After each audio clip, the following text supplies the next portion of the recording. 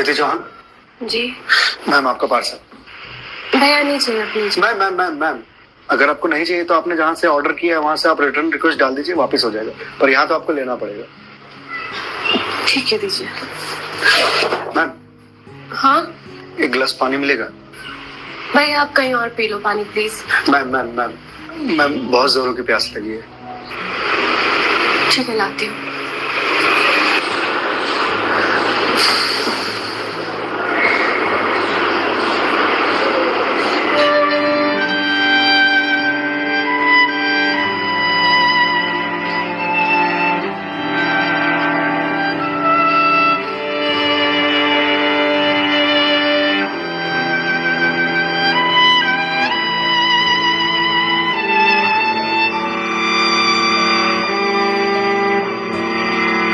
लीजिए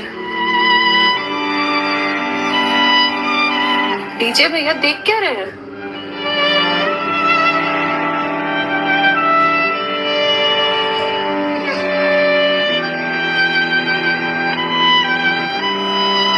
मैम आपको कोई दिक्कत है? मतलब आप किसी परेशानी में हैं? भैया पानी पीकर ग्लास दीजिए आप। मैम छोटा मुंह बड़ी बात कह रहा हूँ, पर अगर आप किसी परेशानी में हैं तो आप मुझे बता सकती हैं। भैया आप पानी पीजिए, ज्यादा समाज से भी मत बनिए। मैम दुख बांटने से कम होता है। अच्छा, और आपको किसने कहा कि मैं दुखी हूँ? मैम अगर आप दुखी नहीं हैं तो फिर वो फंदा क्यों लगा रखा है?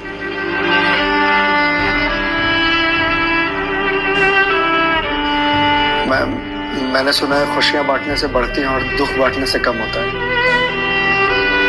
मैम बड़े से बड़ा दुख कम हो जाता है अगर आपके पास कोई सुनने वाला हो। Ma'am ma'am ma'am ma'am please ma'am रोइए मत मैम। मैम देखिए ये तो मुझे नहीं पता कि आपको क्या परेशानी है, पर अगर आप मुझे बताएंगे तो शायद मैं कोई सॉल्यूशन निकाल पाऊं। नहीं, कोई मेरे लिए कुछ नहीं कर सकता। मेरे पास अब मरने के अलावा कोई ऑप्शन नहीं है। मैम ऑप्शन तो ढूंढने से मिलता है ना। आप एक बार मुझे बताइए ना, शायद मैं कोई जीने का ऑप्शन ढूंढ पाऊं आपके लिए। क्यों बताऊं तुम्हें? क्या कर लोगे तुम? मैंने बोला ना, मेरी हेल्प कोई नहीं कर सकता है। मैम आप अगर मुझे नहीं बताएंगे तो मैं वैसे भी कुछ नहीं कर पाऊंगा, पर अगर आप मुझे बताएंगे तो शायद मैं कोई हल निकाल पाऊं। और अगर कोई हल नहीं निकला तो आप तो वैसे भी सुसाइड करने जा रही थी, तो जाने से पहले अपना दुख मुझे बताते जाइए प्लीज।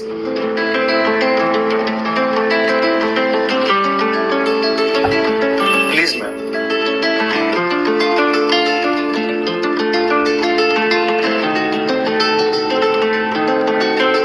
मैं ईएमआईज़ के चक्कर में फंस चुकी हूँ। मतलब मैं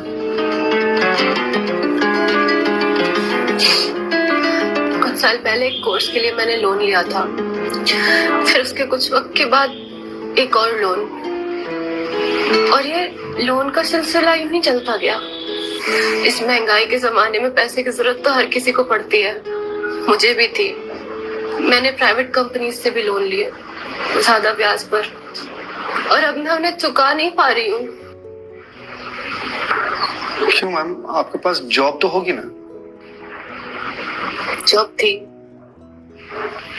पर मैं जिस कंपनी में जॉब करती थी उस कंपनी ने मुझे ये कहकर टर्मिनेट कर दिया कि फाइनेंशियल लॉस के कारण वो मुझे और मुझ जैसे कुछ एम्प्लॉयज को सैलरी नहीं दे सकते। तो मैम आप किसी और कंपनी में ज्वाइन कर लो, बहुत सारी कंपनीज हैं यहाँ तो। तुम्हें क्या लगता है मैंने अप्लाई करने का ट्राई नहीं करा होगा? जॉब नहीं खोजी होगी? बहुत की थी, पर इस रिसेशन के जमाने में जॉब मिलना कितना मुश्किल है कि तुम जैसे डिलीवरी बॉय को क्या पता।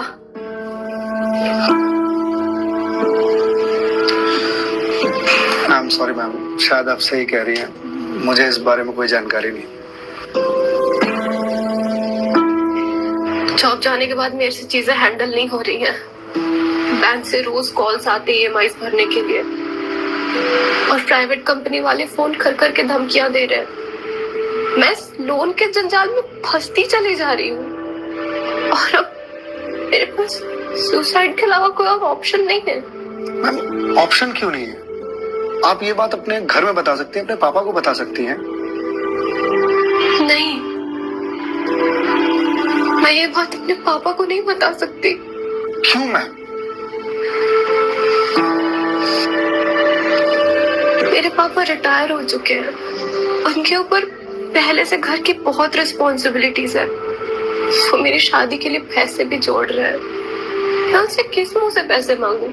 मुझे पढ़ाने के लिए, बाहर भेजने के लिए उन्होंने ना जाने रिश्तेदारों से कितने ताने सुने होंगे। और अब जब मैं उन्हें ये जाकर बोलूंगी तो लोग क्या कहेंगे? मैम पैसे आपको अपने पापा से मांगने हैं या लोगों से? पापा से लेने हैं। तो फिर अब लोगों का क्या है? लोगों का तो काम है कहना, वो तो कहते रहेंगे।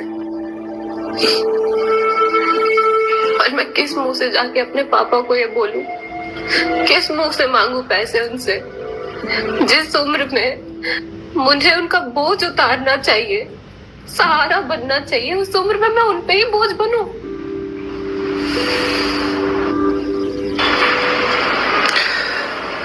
मैम एक बात बताएंगे, बचपन में आपकी सबसे फेवरेट चीज क्या थी?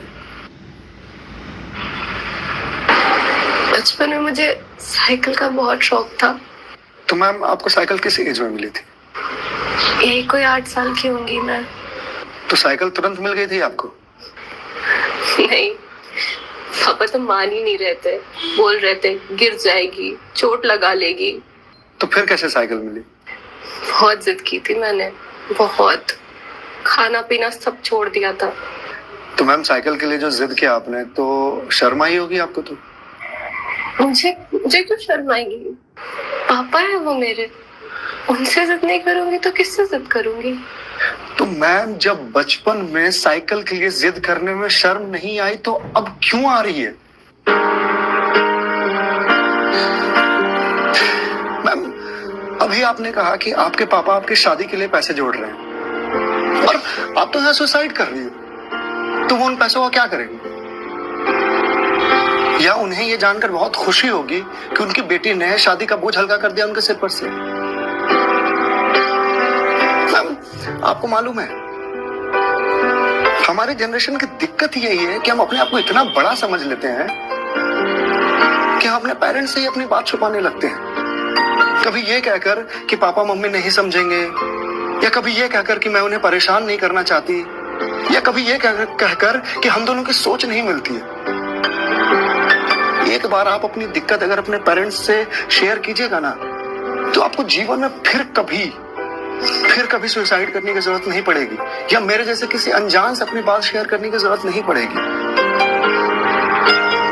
प्लीज मैम एक बार शेयर करके देखिए, उनसे बेहतर दोस्त इस दुनिया में कोई नहीं हो सकता। प्लीज मैम एक बार ट्राई कीजिए, प्लीज मैम।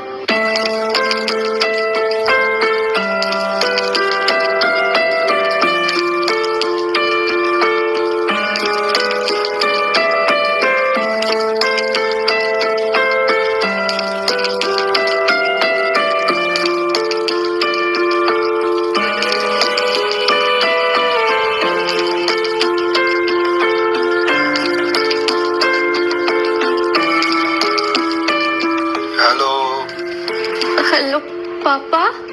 हाँ दीदी बोल, कैसी है बेटा?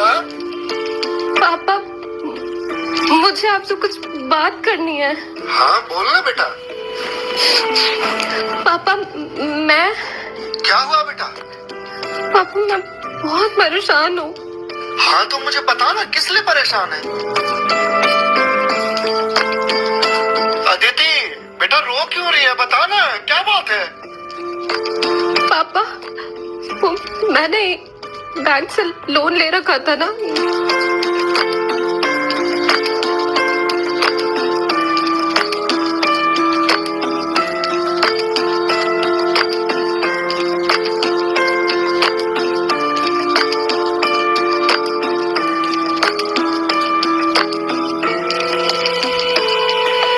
देख बेटा, जो हो गया सो हो गया, तो चिंता मत कर, मैं हूं ना, तेरा बाप जिंदा है, मैं काम करता हूँ, मैं कल ही तेरे पास आता हूँ, तो बिल्कुल भी चिंता मत कर।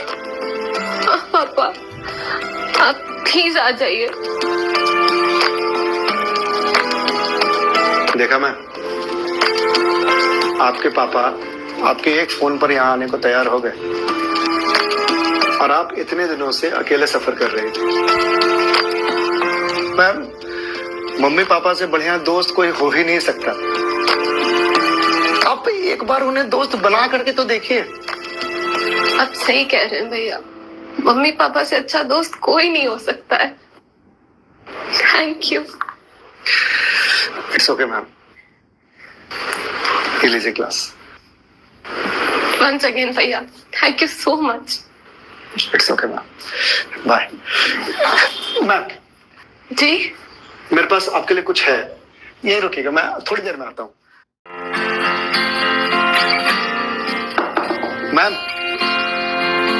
जी भैया।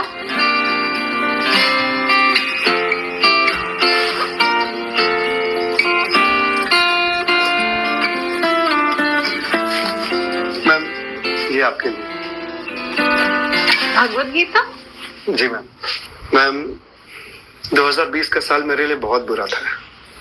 कोरोना में मेरी जॉब चली गई। पहले के कुछ महीने जो थे वो तो सेविंग्स से निकल गए, लेकिन उसके बाद के कुछ महीने बहुत ज्यादा टफ थे। मेरे ऊपर भी आपके ही तरह बहुत सारे EMIs थे जो मैं पे नहीं कर पा रहा था, जिस वजह से मैं बहुत परेशान था और सुसाइड करने की सोचने लगा था।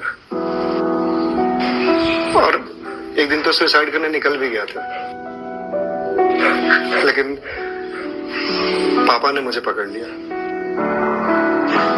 पहले तो बहुत डांटा,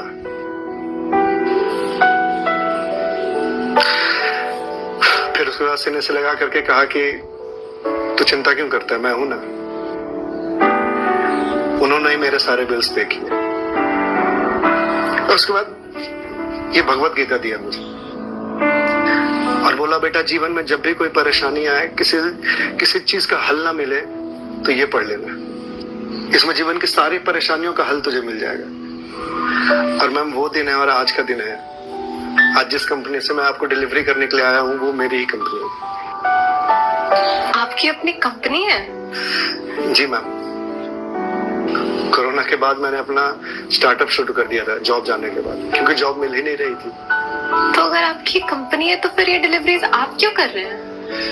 मैम मुझे अच्छा लगता है अपना काम खुद करना, और शुरुआत तो मैंने अकेले से ही किया था ना। आज भी जब मन करता है तो निकल जाता हूँ डिलीवरी करने के लिए। और देखिए आज तो निकलना मेरा सफल रहा, आपसे मुलाकात हो गई और जो सीख मुझे भगवत गीता से मिली वो मुझे आपको देने का मौका मिला। मैम वैसे तो बहुत सारी बातें हैं इसमें सीखने की, पर जो सबसे अच्छी बात मुझे लगती है वो ये कि जो समय है ना ये कभी एक सा नहीं रहता। आज बुरा समय है तो कल अच्छा समय जरूर आएगा। आज अंधकार है तो कल सवेरा जरूर आएगा। इसलिए कभी भी अच्छे समय में इतराना नहीं चाहिए और बुरे समय में विचलित नहीं होना चाहिए। समय कट जाएगा। मैम इस एक थॉट ने मेरी पूरी जिंदगी बदल दी। मैम तो अब आप पढ़िए इसको, देखिए शायद आपको कुछ और मिल जाए, पर मैम जो भी मिले उसे लोगों से शेयर जरूर कीजिएगा, क्योंकि कहते हैं ना ज्ञान बांटने से बढ़ता है। Thank you.